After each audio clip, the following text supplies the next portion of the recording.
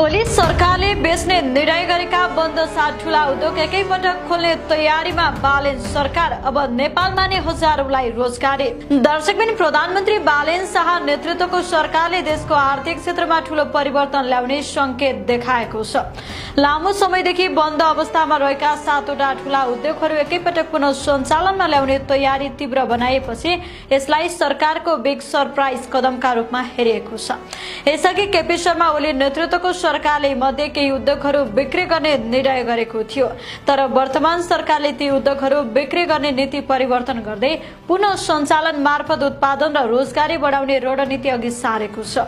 पुनः सञ्चालनको तयारीमा रहेका उद्योगहरूमा गोरखकाली रबर उद्योग, जनकपुर चुरोट कारखाना, बुटोल धागो कारखाना, Nepal metal company, Nepal oriented and the magnesite, Hetauda कपडा उद्योग र उदयपुर सिमेन्ट उद्योग रहेका छन्। यी उद्योगहरू वर्षौंदेखि बन्द हुँदा हजारौं कामदार बेरोजगार बनेका थिए भने देशको उत्पादन क्षमता पनि कमजोर बनेको थियो।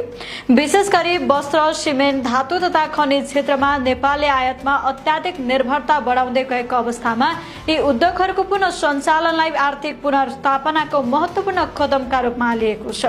सरकारले यी उद्योगहरू पुनः सञ्चालनका लागि सार्वजनिक निजी साझेदार मोडल अपनाउने तयारी गरेको छ। यस अन्तर्गत निजी क्षेत्रको लगानी, प्रवृत्ति र व्यवस्थापन क्षमता उपयोग गर्दै सरकारी स्वामित्व कायम राख्ने योजना अघि बढाएको छ।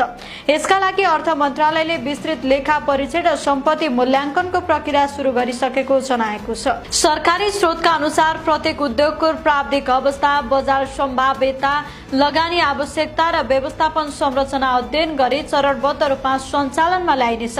केही उद्योगहरू छिटै सञ्चालनमा आउने सम्भावना रहेको बताएको छ भने केहीमा दीर्घकालीन सुधार योजना लागू गरिनेछ।